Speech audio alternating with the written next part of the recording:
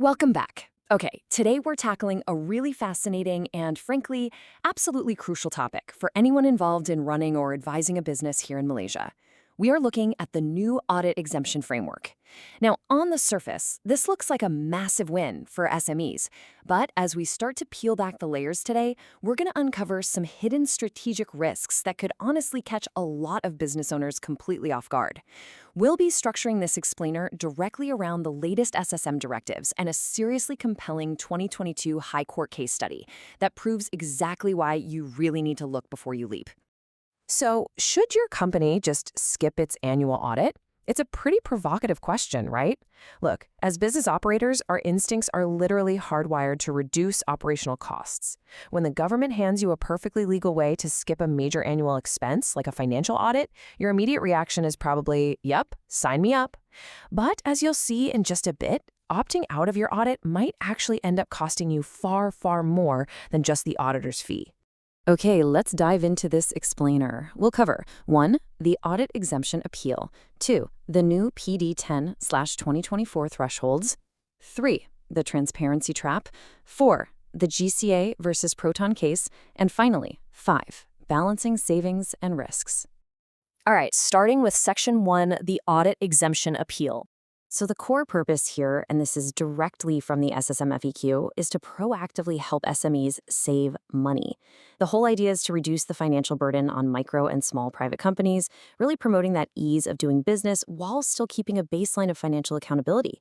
And hey, it's a fantastic initiative. It's designed to free up your capital and resources so smaller players can actually focus on growth instead of just, administrative overhead. Moving on to Section 2, the new PD 10/2024 thresholds. Now, looking at the official SSM timeline, it's clear the government isn't just flipping a switch overnight for these new regulations taking effect for financial years starting on or after January 1st, 2025. Instead, they're using a very deliberate, progressive 3-year phased approach. This gives companies some much-needed breathing room to adapt to the new framework. Let's break this down. To legally skip your audit, your company has to meet at least 2 out of 3 thresholds. That's revenue, assets, or the number of employees for the current and past 2 financial years. And these limits are expanding significantly. I mean, look at Phase 3 in 2027. A company with up to 3 million ringgit in revenue and 30 employees. Think of a thriving local manufacturing plant or maybe a mid-sized marketing agency. They could be entirely exempt. But because these thresholds are expanding so massively under PD 10/2024, the pool of companies at risk of falling into a major strategic trap is literally about to explode. Which brings us to Section 3, the transparency trap. Here's the catch. The stated goal is to reduce your financial burden, right? But the unintended reality? Decreased financial transparency. When you opt out of an audit, you're essentially turning your company into a financial black box. Your status is no longer independently verified. And let's be real, in the corporate world, opacity breeds suspicion. Let's look at Section 4, the GCA versus Proton case. Okay, let's set the stage with the 2022 High Court judgment of GCA versus Proton. Back in 2016, Proton successfully sued GCA over an unauthorized transfer of manufacturing toolings. The registrar assessed the damages, and GCA was hit with a massive judgment debt. We're talking nearly 3.5 million ringgit that GCA legally owed Proton. And despite numerous demands, GCA hadn't paid it. Fast forward to 2020, and in a pretty bold move, GCA actually decides to file a new lawsuit against Proton. Now, put yourself in Proton's shoes for a second. You are being sued by a company that already owes you 3.5 million ringgit and hasn't paid a single dime. So Proton utilizes a legal mechanism under Section 580A of the Companies Act 2016. They demanded security for costs. Essentially, Proton went to the court and argued, hey, if we win this new case, there is no way GCA can pay our legal costs, so make them put down a deposit before this trial even begins. Now the burden was on Proton to provide credible testimony that GCA was financially unable to pay. As High Court Judge Faiza Jamaluddin examined the evidence, which, included GCA's unpaid debts and low bank balances, she naturally turned to the official Companies Commission records to check GCA's financial standing. And here is the judge's exact reasoning. Because GCA had utilized the audit exemption, their finances were entirely opaque.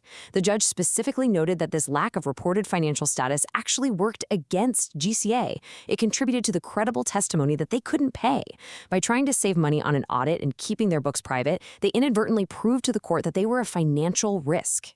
The outcome here is absolutely crucial. The court essentially used GCA's own exempt status against them as part of the overall evidence.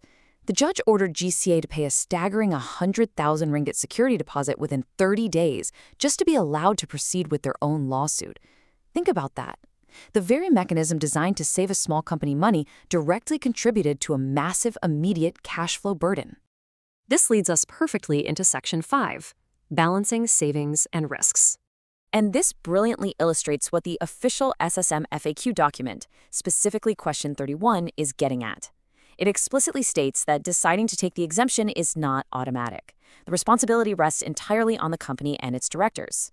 SSM is essentially using the exact logic we saw in the 2022 Proton case to warn directors you really need to think twice before blindly opting out just to save a few bucks. Directors absolutely must exercise professional judgment regarding their unique risk profile. Are you bidding on high-stakes government contracts? Are you seeking a major bank loan? Or, like GCA, are you facing potential litigation? You have to look at your actual operational circumstances. Do you have unusual or complex transactions that stakeholders really need to trust? Broader governance and internal control considerations are paramount here, because saving a few thousand ringgit on an audit fee, it's just not worth jeopardizing your credibility in court or losing the trust of your major suppliers. So the new thresholds under PD 10 2024, they are generous, and they're a great tool for a lot of small businesses.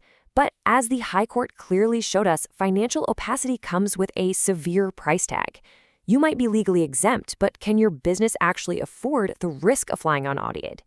Take the time to really assess your specific corporate strategy before making that call. Thanks so much for joining me on this explainer, and keep learning.